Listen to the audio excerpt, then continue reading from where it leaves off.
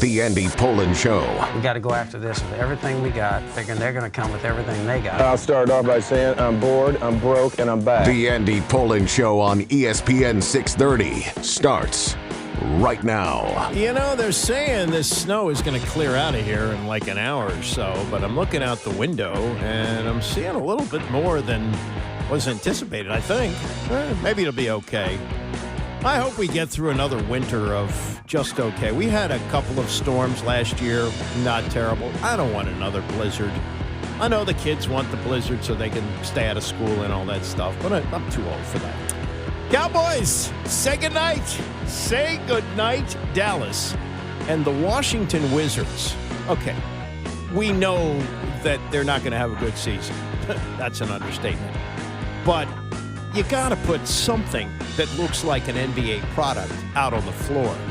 And what they put out there last night is an embarrassment to not just the organization, but to the NBA. I wonder if there's a conversation that's going on between Ted Leonsis and Adam Silver today. Like, come on. Celtics are in. Okay, Celtics, great organization. They won the championship a couple of years ago. But they're playing this season without Jason Tatum, who's tore his ACL in the playoffs last year, and Jaylen Brown sat out last night.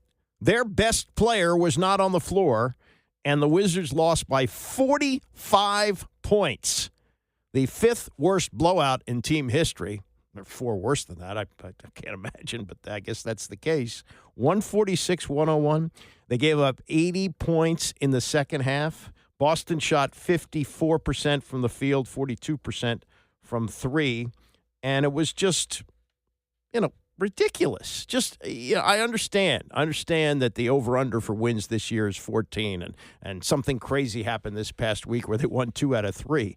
But they've got the worst record in the East at 3-18, and then the coach who's there to be, I guess, the punching bag until they have some players who they think are going to be good, Brian Keefe, the developmental guy, the guy that developed Kevin Durant in Oklahoma City, that's great. If you got a talent like Kevin Durant, you can develop him. If you got these schmageggies, you lose by 45 points. And Brian Keefe said after the game last night, it's painfully obvious we didn't meet the standard that we want to play at. Oh, really? Yeah, I don't think you came close to the standard there. I think we made a little bit of a run there at the end of the second quarter. Oh, great, Brian. You made a nice run in the second quarter. They play 4, by the way, and the fourth quarter is usually where games are won and lost in the NBA. But, okay, you made a nice run in the second quarter. But the second half, he said, was not a representative of what we want to be like and who we have been lately. Okay, so you haven't been losing by 45 points. You haven't been giving up 80 points in the second half. He says, we have to own that. Well, nobody else is going to own it, Brian. And we got to buckle down and get better and get ready for our next game. But that was not up to our standard tonight. No, I don't think so. Unless your standard is to be a complete embarrassment. The best player for Boston isn't playing, and you lose by 45 points. They got the Atlanta Hawks coming up tomorrow night. And, what surprises me when I tune over to these games briefly, and they wore those ridiculous, gold and black uniforms. They used to wear them during the Gilbert Arenas era, the glory days of the team where they couldn't get to the Eastern Conference Finals. Those are ugly. They have a special floor for those uniforms, and what they put out on the floor in terms of playing was as putrid as those uniforms on the floor looked. All right, enough on them because they are the most irrelevant team in sports, I think. Maybe there's some hockey teams that I'm not even aware of, but I can't imagine an organization being more irrelevant than the Washington Wizards are right now.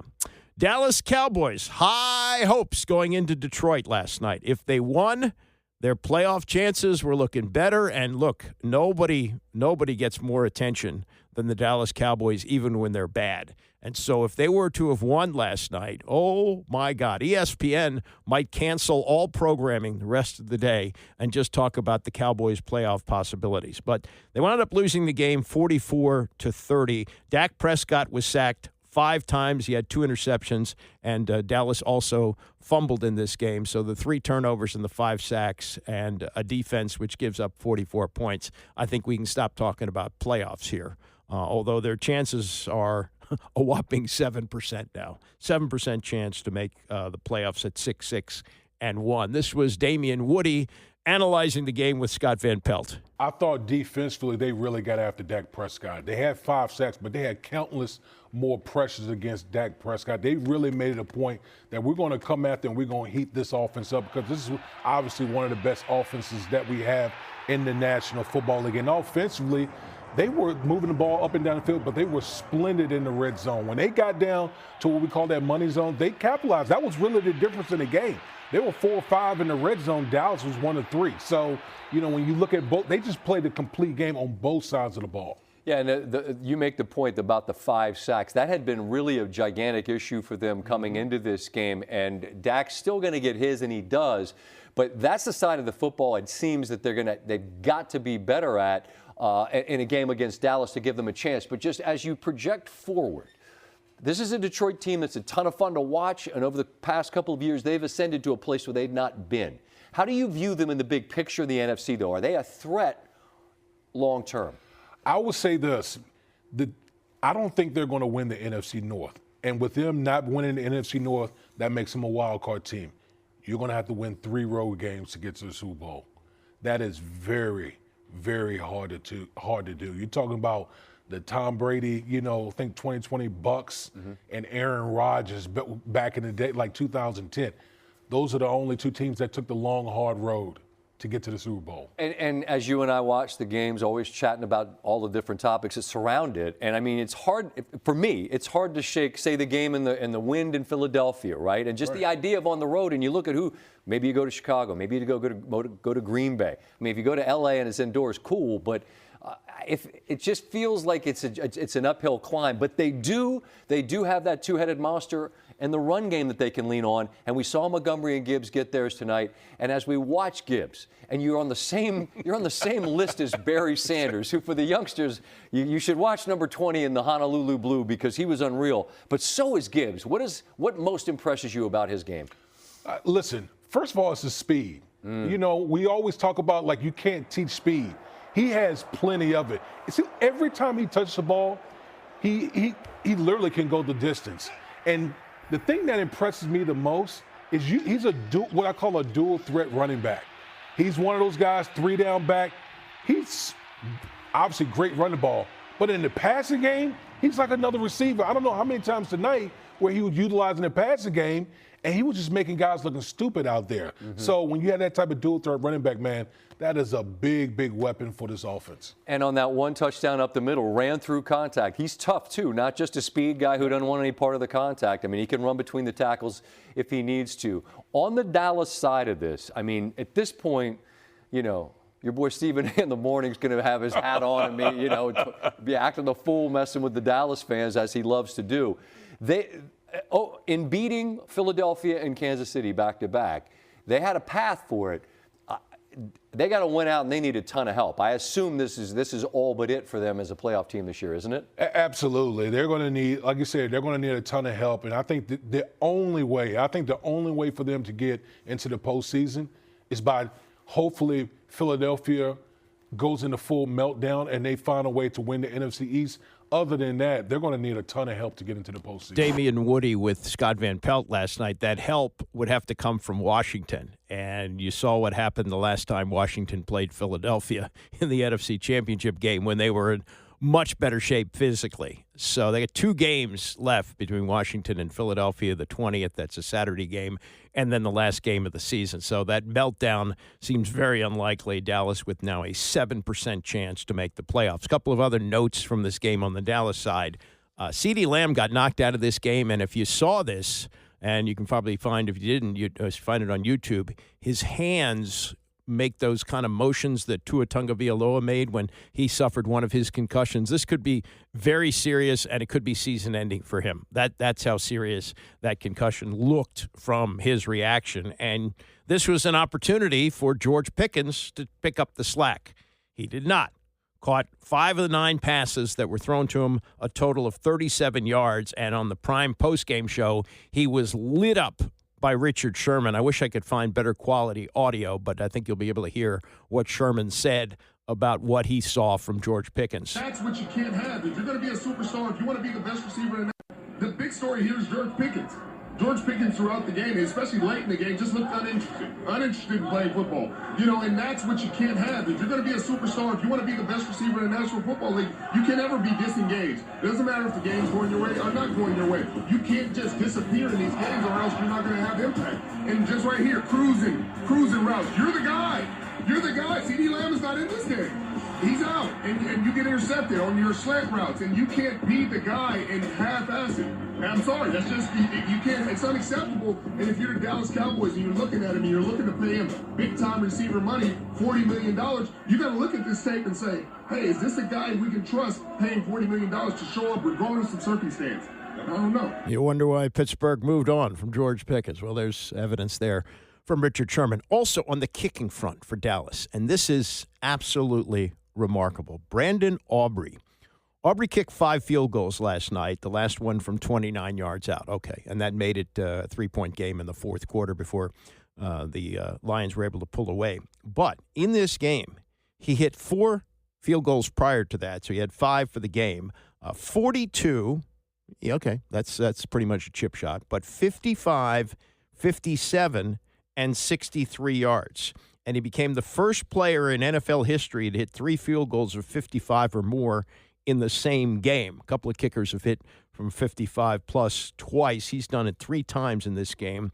Brett Maher was the previous Dallas kicker. He became the first player in NFL history to hit 2 field goals of 60 or more in 2019. Aubrey tied that last year, topped it now, and his 63-yard kick in the third quarter was the 3rd field goal of 60 or more this year. He has the record for that. And, a 63-yarder just mixed in with all the others. I've talked about this a bunch on this show, going back now 55 years, where Tom Dempsey kicked a 63-yarder, and everybody went, whoa! And he kicked it from like his own 37-yard line because the goalposts were up against the goal line. It was crazy. And now these are routine for Brandon Aubrey. And he now has, as I say, the most field goals of 60 yards or more in his career. He's got 4 of them. So what Tom Dempsey did once in like a collision of the planets, he's done it 4 times, and he's only been in the league for 3 years. And here's my thought on him, because Jake Moody is now the kicker du jour for Washington. They sure go through a bunch of them, but they had to do it. Matt Gay missed a couple of big field goals in the game against Miami, so they cut him loose on a $4.5 million guaranteed deal. They bring in Jake Moody, who, this is another bite of the apple by Adam Peters on this. You got to trust him, but he used a 3rd-round pick. Well, it wasn't necessarily his choice. He was the assistant GM in San Francisco, but they used a 3rd-round pick on Moody. San Francisco had to cut him earlier in the year. Moody wound up with the Bears and actually kicked the game-winning field goal after the fumble in that Monday night game here. But they pick him up. His career long is 57. His career long. Brandon Aubrey has 4 field goals in his career of more than 60 yards. He's hit 2 of them this year, or 3 of them this year. And I was just looking at the numbers. They both came in the league in the same year. Aubrey is an amazing story. He played college soccer, and he and his wife were watching the Red Zone channel, and she said, "You can do that." And he goes, "Yeah." He went out in the backyard or wherever, kicked the football a little bit, winds up playing in the UFL or one of those spring leagues. Dallas brings him into training camp, and he's on his way to being the best kicker ever. I just look at these numbers, okay? Moody has played 35 career games. Aubrey has played 47. So he's played 12 more games in his career. But Moody has attempted only 12 field goals of 50 yards plus. In those 35 games, he's only attempted 12, and he's only made half of them, 6 for 12. Aubrey, because he's got such a leg, and Dallas knows once they cross midfield, they're pretty much in field goal range with him, he has attempted 38 of them in 47 games. Moody, 12 in 35. Aubrey, 47 games, 38 attempts, and he's made 33 of them. 33 for 38 from 50 plus. And just had a thought on this. If you have a great defense, if you've got a team that's pretty good offensively, but great defensively, wouldn't you pay a king's ransom to get Brandon Aubrey? I mean, wouldn't you give a first-round pick and maybe more? Yeah. I mean, you got to think about that. I know that would be absolutely insane. It's insane to draft a kicker because in most cases, and see Jake Moody, they don't work out when you draft them. And you can go back here to the 60s when they drafted Charlie Gogolak in the first round out of Princeton, and he was fizzled out of here in like 3 years and maybe caught on a couple of teams down the road. But that usually does not work. Does not work to take a kicker in the first round. But in this case, with the rules now, with the kickoff where it's routine that you bring it out past the 30, you pick up a couple of first downs, and with this guy, you're in field goal range, and I know 3 isn't 7, but 5 field goals is 15 points, and that's more than 2 touchdowns.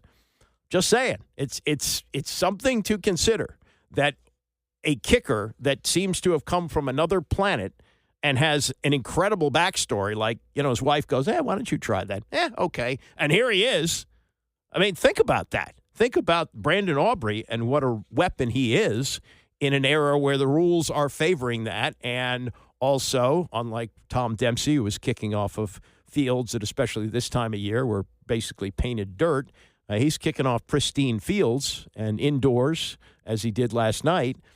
This is something that I think you have to consider. Let me get a couple of notes here on the Commanders as they get ready to play on Sunday. It looks like J.J. McCarthy has cleared concussion protocol. He's going to be on the field for Minnesota. The line is down to 1.5 from 2.5. Washington actually favored in this game despite the 7-game losing streak, and it's probably because McCarthy's going to play. But some news coming yesterday with Jaden Daniels cleared to fully participate in practice. Doesn't mean, and we'll get an update later today from Dan Quinn, does not mean that necessarily he's going to start, but that is certainly a step in the right direction. And offensive coordinator Cliff Kingsbury, doing his news conference yesterday, knows how much Daniels wants to get on the field. I mean, he loves to play the game, and so I think you start there with just his passion for it, the preparation, the process, all those things. So just continue to learn as a player, continue to grow as a player, and hopefully, have some of these weapons out there with him that we can build some more rapport with going into next year. Well, we've got Terry McLaurin, who's been back for a week, and it looks like Noah Brown is going to play for the first time since the second game of the season against Green Bay, and Deebo Samuel has stayed healthy, and Zach Ertz, who's had some drops and some penalties, is still on the field. So he should have all of his weapons if he goes out there on Sunday, and he's got protection. This was Kingsbury yesterday on the season that he's seen so far from Laramie Tunsil. Yeah, he's been phenomenal. More than I could have ever expected, I'd say. Just the type of person, the type of character, the way he works, the way he leads the young guys, and it's been phenomenal. And the play speaks for itself. You'd be hard to find one that's played better at that position this season. So he's going to get a lot of money. Yeah, the only one who's not laughing at that is Josh Harris. But, yeah, he's going to get paid, and he's 31 years old, so he's probably got something left in the tank. But just the numbers from the story in the Post, he's only given up 2 sacks and a pressure rate of 3.8%. That is 7th among tackles who have played at least 400 snaps, and he has been durable. He has not been hurt. He's only missed a few snaps, and he's played in every game and is also a strong run blocker. So, yeah, they're going to pay him, and with number 5, you got to have somebody to protect him, and if you got one of the best left tackles in the game, you make sure that you keep him. One other note from the Post, and this is probably you know this anecdotally, but here are the numbers. Since Dan Quinn has taken over, and you could say, well, one of the games was against Miami. Yeah, okay, that's true. But against Denver, really good team. They were much better. And Dan Quinn taking over the play calling, here's the difference that it has made. Through the first 10 weeks of the season, Commanders were giving up 28 points a game. That was 29th in the league. Since then, they have allowed 21.5 points a game. I know that's a little more than a touchdown less, but it ties them for 14th. So they're middle of the pack there. And when Joe Witt was calling the plays, the Commanders used zone on 63.5% of their snaps, 25th in the league. And with Quinn taking over, that has jumped to 82.9%, which is 3rd. So better use of the personnel. That's not to say that the panacea is to use the zone all the time, but that's the difference that is made with Quinn calling the plays. And the run defense, although it's among the NFL's worst, They were better against the Broncos. They held them to 3.8 yards a carry.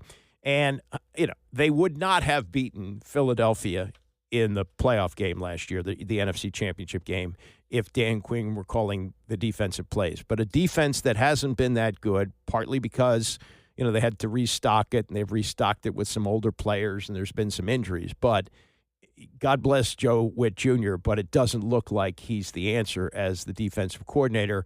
And Quinn has left open the possibility that he'll do it next year, or he may hire somebody. But I think that the experiment with his buddy that he brought in as the secondary coach, remember that Witt had never been a defensive coordinator before this year, that Quinn was the defensive coordinator in Dallas, and Witt was the secondary coach, moves up to be defensive coordinator, which is a really nice thing, but it just didn't work out here. And he may wind up someplace else and do really well, but here you can see the numbers are pretty stark since Dan Quinn has taken over the play calling. Coming up, playing with injury, and Justin Herbert in the Monday night game looks like he's going to play with a broken throwing hand. Such is life in the NFL, and someone who knows a lot about it is Kurt Warner, and he talked to Dan Patrick about it yesterday. We'll get to that next. It's the Andy Pollin Show, ESPN 630. The Andy Pollin Show on ESPN 630, the sports capital. Hop up onto Grandpa Andy's knee, and I'm going to tell you about a man by the name of Byron Donsis.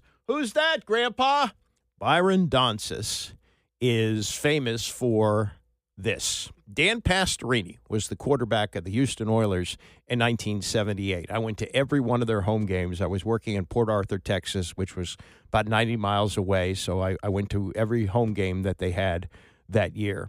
And that was the year of Earl Campbell and the Love You Blue and the Monday night game that Howard Cosell said was the greatest of all time, where they played the Miami Dolphins and everybody got blue and white pom-poms, and Earl Campbell ran for 200 yards, including the game-clinching touchdown. It was a spectacular night in the Houston Astrodome.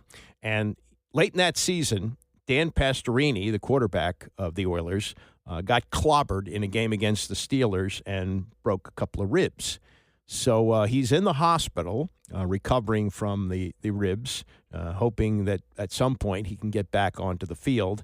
And two men walk into his hospital room, one of them carrying a medium-sized brown paper bag, and the other one has a baseball bat.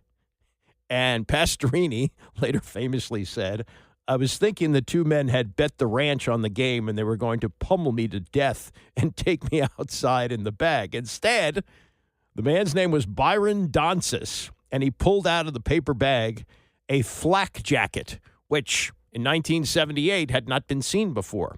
And the man with the bat reared back as Donsis put on the flak jacket and whacked Donsis in the ribs 3 or 4 times, and Donsis didn't even flinch.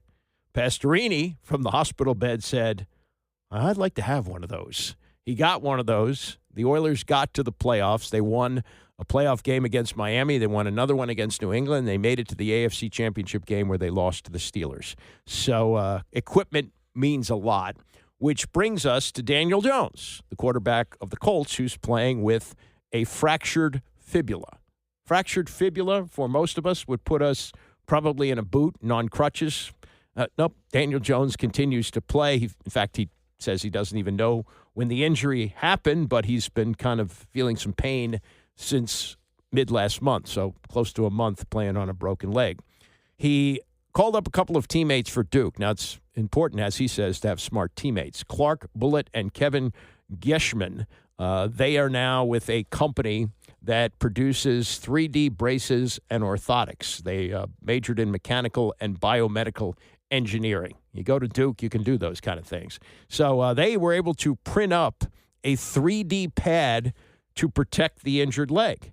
And all they needed to do was to have a 60-second scan of his fibula to design what they needed. And he's got this special pad that he's put on his leg, and it's allowed him to play. So that's the updated version of Byron Donsis and the flak jacket. Also, modern surgery. We had a situation where Justin Herbert last week broke a bone in his hand. They taped him up. He went back and played. Now, it's fortunate that it was his left hand, not his right hand. They put a big padded glove on him, and he was back out on the field with his fingers taped up. He has since had surgery, and is expected to play on Monday night when the Chargers take on the Eagles. Kurt Warner will be doing that game on radio and talk to Dan Patrick about playing through such an injury. I'm planning on him playing. Being that it's his left hand, knowing the toughness of Justin Herbert and the things that he's played through before, understanding what, this stretch run means for this Chargers team in terms of the playoffs and things. I'm expecting that, and I expect that from most players. If we always ask the question, can it get any worse? Is there something that can happen if I'm playing that makes this worse? And that, like if I play Monday, is there a chance 3 weeks from now I'm more injured and can't play when it really matters? If the answer to that question is no, most players are going to do everything that they can to get out there. I've talked about it. Jaden Daniels suffered, that tear in his, in his elbow. I had the same injury back in 2007. And, I just gotten back into the starting role, and it was my first game back. I played the next week, and I played the rest of the season with that injury simply because it was, hey, it can't get any worse. You're just going to sit and do rehab, so let's just brace it up and go. And, I had to hand the ball off everything with my right hand because of that issue, where I could see Justin Herbert possibly having to do some of that stuff. I was taken out down in the tight red zone because we had to go under center and some tight. So I could see some adjustments being made to help protect that hand. But as long as that hand's not going to get any worse, I believe Justin Herbert will be out there playing. I asked this question yesterday to Andrew Whitworth, the former lineman. Do you want your quarterback to be smart or tough if you have to choose between those two? Smart or tough? I mean, I guess the question is, when you say tough, what are you talking about? I know yesterday when you were talking more about Jackson Dart running down the field and taking big hits. In that case, I want my quarterback to be smart more than tough. I think there's a toughness factor to kind of what we're talking about with Justin Herbert, or a toughness to standing in the pocket and delivering a throw, to the last second when you're getting hit. There's a level of toughness that I go, okay, I want my quarterback to be tough in that way. But I probably would say overall, less people are going to worry about us being tough, and more people are going to worry about us being smart. I want a smart quarterback that makes good decisions, that's out there and available to his team, and gives them chances to win every time out. Although I do understand the idea of toughness. I just don't need it when you can run out of bounds or you can gain 2 more yards. I don't need you to take that big hit. I don't need you, to run through a defender instead of slide. I don't look at quarterbacks, when I watch film and go, oh, geez, I wish I had that guy that was running through a linebacker. No, I'm like, slide, be smart and get back up and help your team. Yeah, that was my point, is you're going to get a yard. What does it matter? You're coming off concussion protocol. You got 2 wins on the season. Get out of bounds. You guys can build on something. You have something here in the embryonic stages. I don't need to show. Play all 17 games. If you survive 17 regular season games, you're tough. Right. You don't need to tell me, show me you're tough. That will tell me just there, the availability. Yeah, and I think, we could go back to another Giants quarterback in Eli Manning. And, Eli, there were times that he was going to just go down. Like, hey, if the play was over, I'm just going to fall down in the pocket. And he became known as a tough quarterback. Why?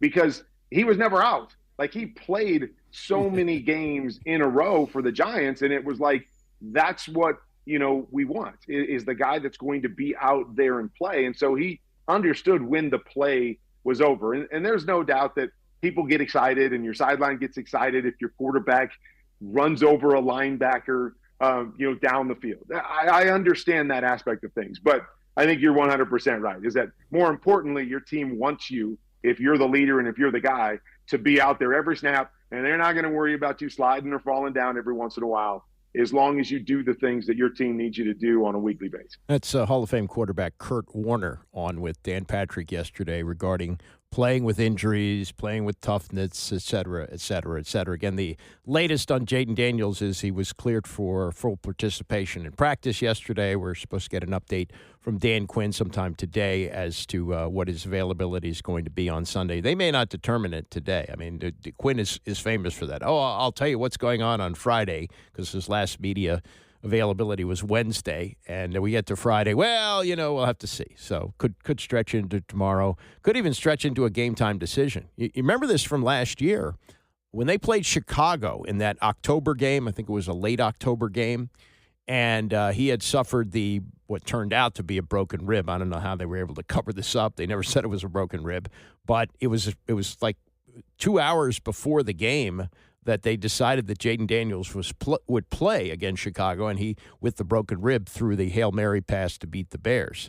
So they could stretch this out again. They don't have to say whether he's going to be available or not. I think the inactives have to be officially announced an hour before the game. It's only an hour before the game. So as late as noon on Sunday could be the time that we find out about Jaden Daniels. While I was doing the show, was it yesterday or the day before, we got the news that Joe Jacoby once again got the shaft from the Hall of Fame, and he is being considered, or was considered, by the Seniors Committee, and I guess will be considered again next year. He got from 52, I believe, down to 34.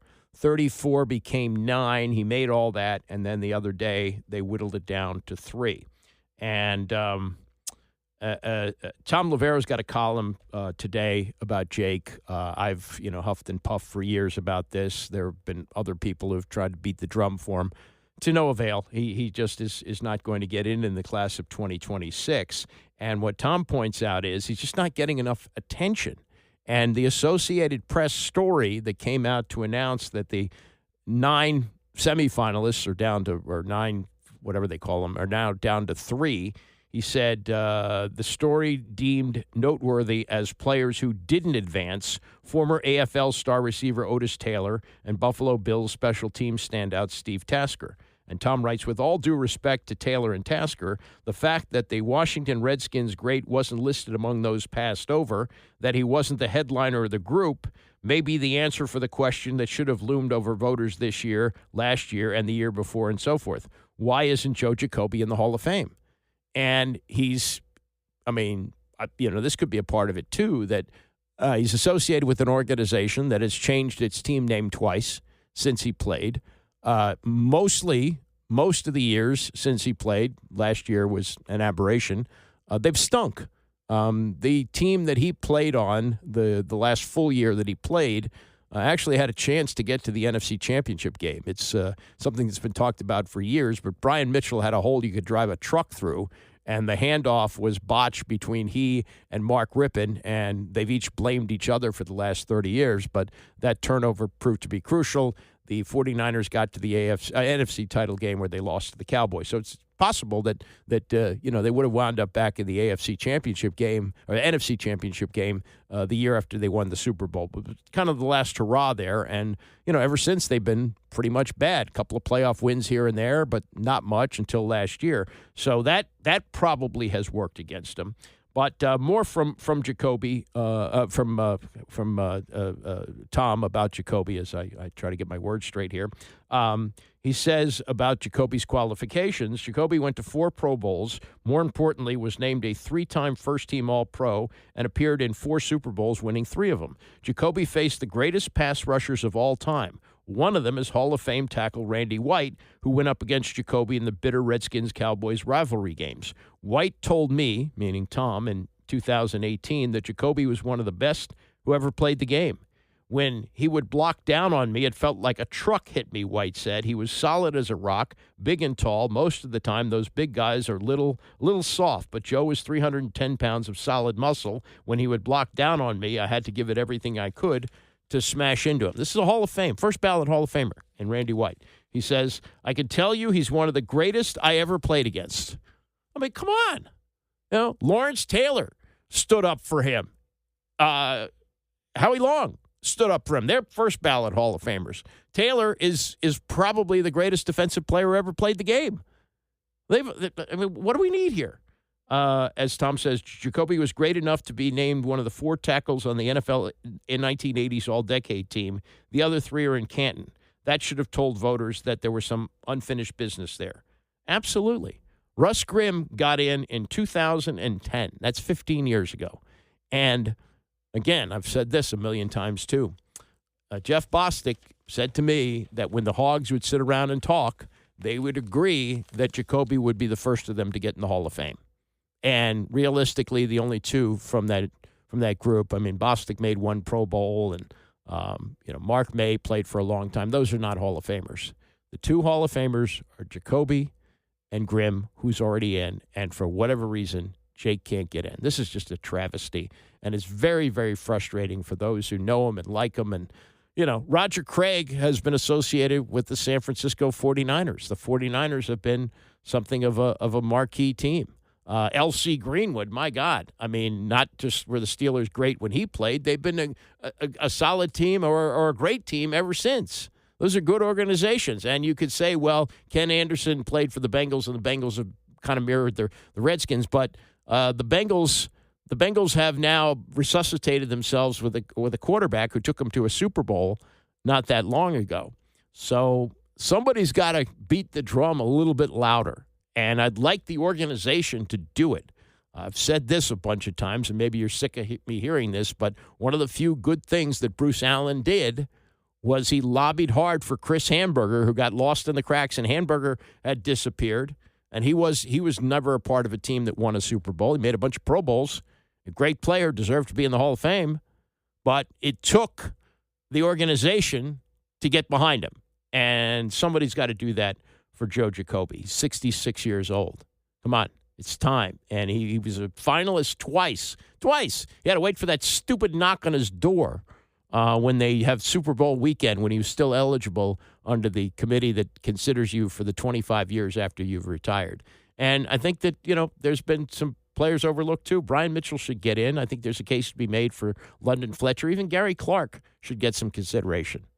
Doesn't happen. Just does not happen. Gary, I guess at this point, might have to go to the same seniors committee, but he's been sort of forgotten. And the problem is the wide receiver numbers are just so insane that even the number that Jerry Rice put out there, over 1,500, that looks like the way the game is played now. There might be somebody who threatens that. Just because of the rules. And Larry Fitzgerald actually came relatively close. I mean, he's maybe 100 receptions behind, 150, something like that. Anyway, crazy. All right, much more on the Commanders coming up as we continue. It's the Andy Pollin Show, ESPN 630. So as you look out your window and you see the flurries going by, be glad it's not Snowmageddon. Remember Snowmageddon? I was just talking about that with a couple of my coworkers as they went out to get another cup of water. That in rush hour traffic, it's got to be 15 years ago, the snow just dumped down, and people sat in traffic on the Beltway, ran out of gas. They were there for like 6 hours, didn't move. It was incredible, and they let the federal government out early as a part of that, too. So the roads were packed, the snow came down, and I was very fortunate. I live very close to the station, and front-wheel drive from my trusty Honda got me home. No such real concern about the snow today, but it is the first snow of the season, and people my age look at it and they go, got to move to Florida. Nope, not me. Not moving to Florida. Not going to do that. That is definitely not going to happen. We're waiting Dan Quinn. I think he's supposed to talk this morning. Maybe might be a little bit later on, but to find out what the status is for Jaden Daniels, who was cleared to fully practice yesterday. So that's a big step. Possibly plays on Sunday in Minnesota. But just because he's been cleared doesn't mean that necessarily he's going to play, and I wouldn't be surprised if they stretch this out another day. And it's still a possibility that Marcus Mariota will get the start in the 1 o'clock game. By the way, 1 o'clock games. Remember those? It's been a while, hadn't it? Well, we get one this week, and then there's another one next week. And then on the 20th, they play at 5 o'clock against the Eagles. Christmas Day, they play 1 o'clock against the Cowboys, and then close out the season against the Eagles. They haven't set the time for that yet. And I would think that if things go as expected, there really won't be a lot for Philadelphia to play for with the Cowboys losing last night. I really can't imagine that they'll be needing that to clinch the division. At this point, with the 44-30 loss that the Cowboys had last night to Detroit, their chances of making the playoffs now are at 7%, and they have to win the division to get in. They cannot do it as a wild card team, and that would mean a complete collapse by Philadelphia and 2 games against Washington. I think that they're in pretty good shape. Although, we did have that crazy game here last year where there were 5 turnovers, and the Eagles still lost the game. They turned Washington over 5 times, and they still lost. I don't think that happens again. I think they got the number of this team, and that's probably 2 wins that you can chalk up, and very likely Philadelphia, the defending champs, will close things out. But Detroit very much alive now as they win last night. They get their 8th win, and they had 5 sacks of Dak Prescott. They turned him over, the Cowboys, 3 times. Prescott had 2 interceptions. And Aiden Hutchinson, who's made it back from that horrific broken leg that he suffered last year, really put the pressure on Prescott in this game, and then talked afterwards with Scott Van Pelt about how much this game meant to Detroit. We saw it as a playoff game. We know the situation we're in, and we took advantage of it. Really happy with what we did on all 3 phases, and we're going to use this momentum to keep on doing it. You had a ton of pressures. One in particular, I don't think you get credit for a sack, as Dak might have gotten past the line of scrimmage. I saw you tap the helmet. Man, you guys were selling out to get to the quarterback, and you all did collectively 5 times. How much of a point of emphasis, Aiden, was it tonight to get to that guy, given what that offense is capable of doing? Huge, man. I mean, they're so dangerous, and really the emphasis was cutting our D-line loose tonight, and I think it was really paying dividends all around the board. So really happy with our performance as a defense. Obviously, there's plays we want back, there's stuff we want to do, but hey, it's a win nonetheless, and we're moving on to the next one. No doubt. 5 sacks, 3 turnovers, all of it helps the offense cash those in. You guys were great in the red zone, and I'm going to pivot to that other side of the ball. Your coach just said St. Brown, St. Brown. I know wide receivers can get a rep for being divas, right? But that dude has a rep for being as tough as nails. Only you all know what he had to go through to be available tonight. What would you say about him being out there and the plays he made for your team? Doesn't surprise me at all, man. That's the cloth that St. Brown is cut from, and I wouldn't expect anything different, man. He's an absolute baller and such a critical piece to our team. Being up there a couple of times for Monday nights, Aiden, I've had a chance to see the reverence for Barry Sanders. He is royalty in the NFL and certainly in Detroit. Jahmyr Gibbs now is tied for the number of touchdowns he has through 3 seasons, man. If you're on a list with Barry Sanders, you're in incredibly rare air. What has Gibbs provided you all? And I realize Montgomery's there too. It's not just one guy, but holy crap, Gibbs is a monster, man. What do you see from him week in and week out? Gibbs and Demo, I mean, I really believe we have the best duo in the NFL, and I agree. I'm happy I don't have to play against them, because watching them, it's electric, man. I mean, Gibbs is flashy, and Demo also flashy, but he'll juke some guys out, run some dudes over. They're really fun to watch, man, and I'm really, really grateful to be on the same team as them. That's Aiden Hutchinson with Scott Van Pelt after the Lions win. Just some of the numbers here. Gibbs, 7 catches, 77 yards, 43 yards on 12 carries. Boy, that's a dual threat there. And Amon-Ra St. Brown, who is questionable to play with an ankle injury, had a terrific game. 6 catches for 92 yards, made some blocks. I mean, he's a diva wide receiver, but he's kind of like a Steve Smith kind of guy. Plays with that unbelievable intensity, and that carries over. And let me say once again, what a stooge I was with Dan Campbell when he got hired and he talked about biting kneecaps, and I called him a lunkhead and said he might not make it through the season. He's become one of the premier coaches in football, and the evidence of that is they set a record last night, the Lions did, with their 15th straight win after a loss. So he's able to get his team back on track after a loss. And they had that loss on Thanksgiving to Green Bay, but here they come a week later, and they get the Cowboys, a Cowboys team that people were just foaming at the mouth over Like, well, they've always had a great offense, and now the defense is playing so much better. Well, the defense gave up 44 points last night, and the quarterback who's gotten a lot of attention and should, Dak Prescott, highest paid quarterback in the league, I believe, 2 interceptions, just can't do that. And CeeDee Lamb, the highly paid wide receiver, you can't do anything about injuries, but he had played well prior to the concussion, 6 catches for 121 yards. But if you have not seen the video of when he got hurt, his hands kind of move in the same way that Tua Tagovailoa did in a Monday night game a few years ago, where people, oh God, that looks scary. So I don't know whether he makes it back this season. And with the Cowboys at 7% now to make the playoffs with 4 games left to go, right? Don't they have four left? I don't know if they would put him back on the field with the investment that they have in him. And George Pickens, who's looking for money, no, George Pickens got lit up. In fact, let me play this again. I played this in the top of the last hour. Richard Sherman, who's part of the pre and the post game on Prime, and I wish I had better quality audio. I couldn't find it. But Sherman, who played defensive back at a high level for a long time, I don't know if he's quite a Hall of Famer, but was part of the Legion of Doom in Seattle and played in San Francisco. This was Sherman on the effort that he saw from George Pickens, who was looking to get paid. 5 of the 9 passes that were thrown in his direction were caught, but he totaled only 37 yards. Again, here's Richard Sherman on Prime. That's what you can't have. If you're going to be a superstar, if you want to be the best receiver in the big story here is George Pickens.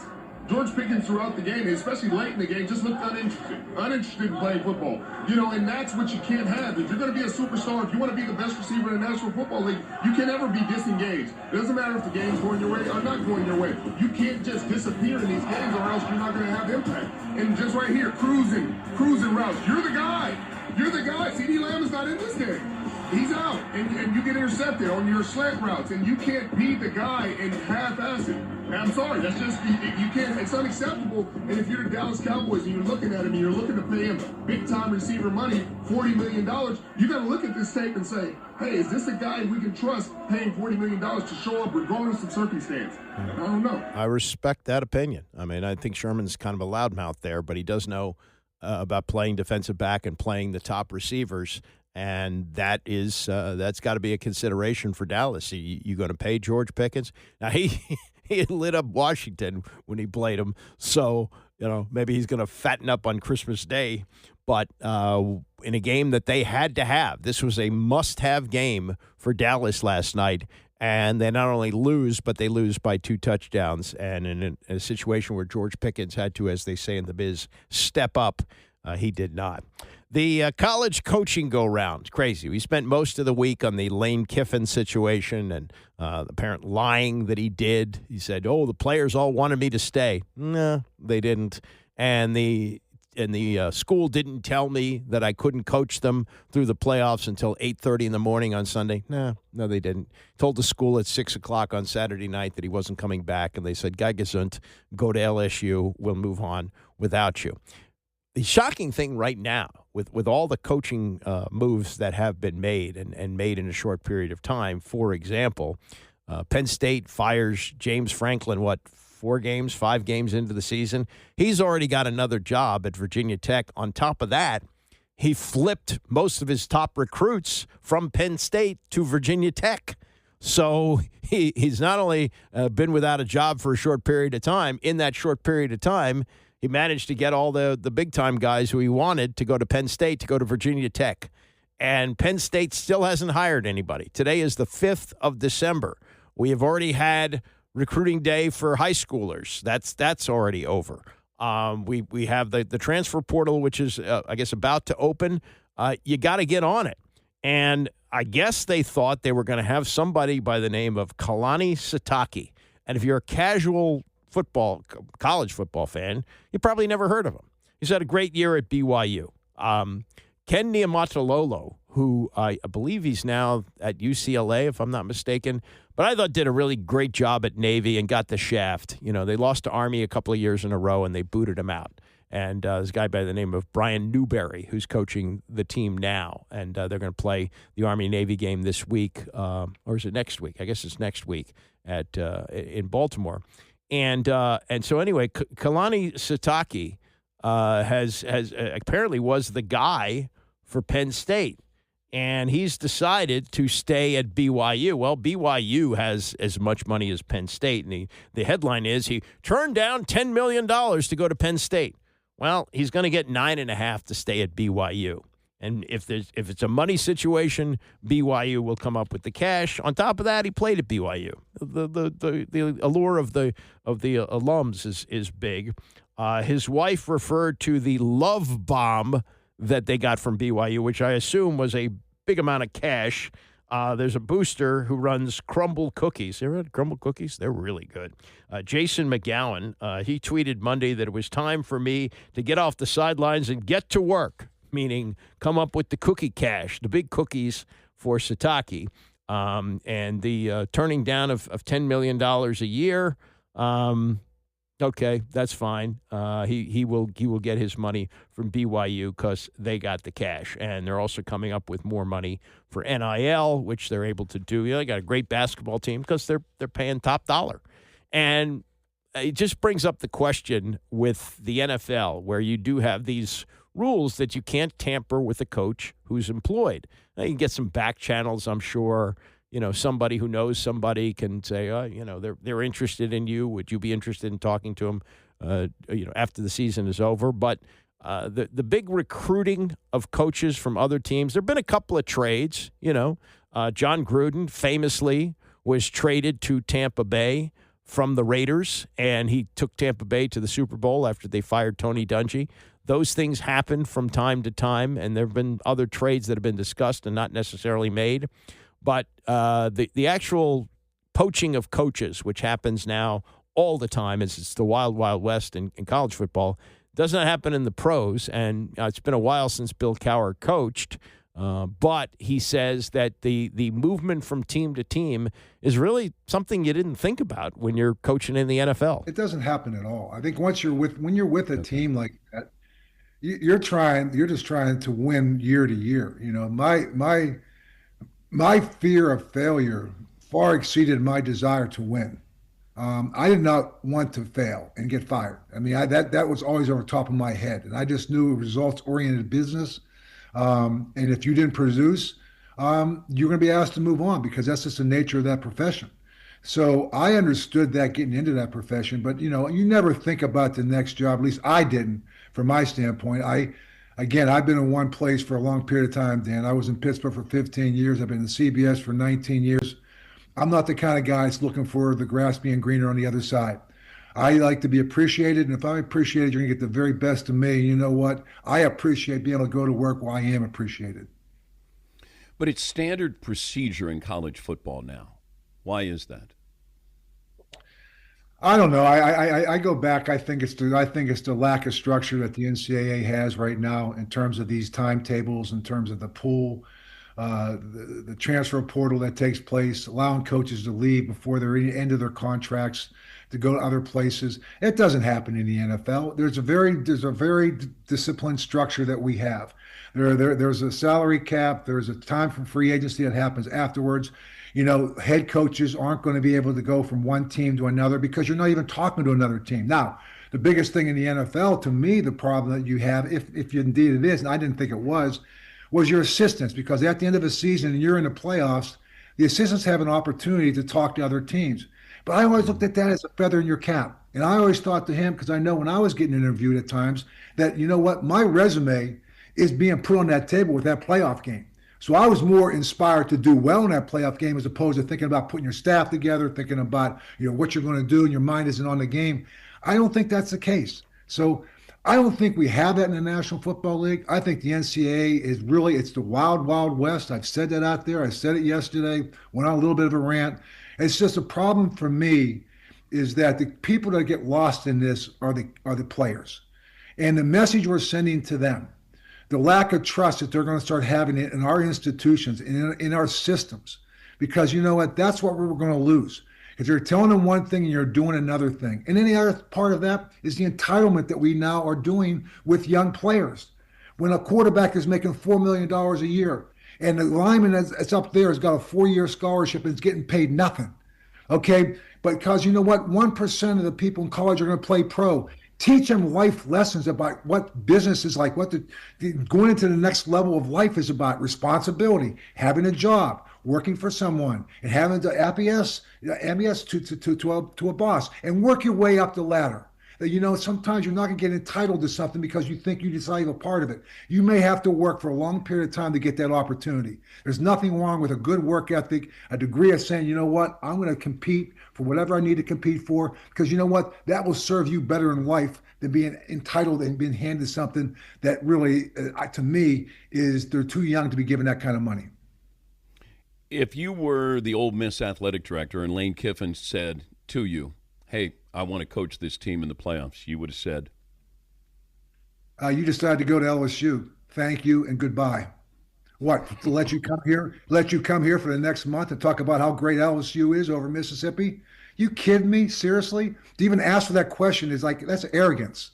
You know, that's arrogance. I think what happened there is a disgrace to the coaching profession, because I would just say this. The coaching profession is about developing young men. It's not about chasing the greener grass to somewhere else and being an ambulance chaser and go, oh, I can fix you. And then when you fix that, let me go here and fix that. It's about developing young men. It's about trying to create tradition, pageantry for the institution that you work for. We had rivalry weekend we just came off of. What's a rivalry anymore? What's a conference anymore? I'm telling you, we're losing some of the very core fiber of things that we have grown up loving about college football.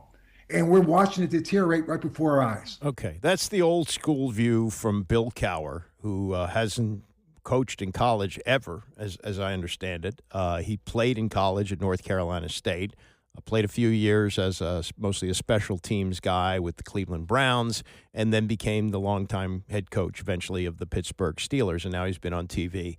But the problem with everything he says there, it's all true blue, red, white, and blue and all that. But the guys get hurt playing college football. They have injuries that they have to deal with in some cases for the rest of their lives. And the schools and the NCAA and everybody else is getting fat and rich off it. Players need to get something. Yeah, they have to have some rules. But let's not talk about the development of young men and we're not teaching them anything. What we were teaching them for years and years is, too bad, you're free labor, and we're all making a lot of money. So spare me from that. Spare me from that. Let's hear from someone I call a mensch. Terry McLaurin. Terry McLaurin back on the field. Season hasn't gone the way the team has wanted, nor as he has wanted, but what we've seen in the games that he's played in makes a big difference when he's out on the field. Huge difference. And now he's back, and he may have Noah Brown with him this week, and he's got Deebo Samuel, and we'll see what happens in Minnesota. They're actually favored in this, riding a 7-game losing streak.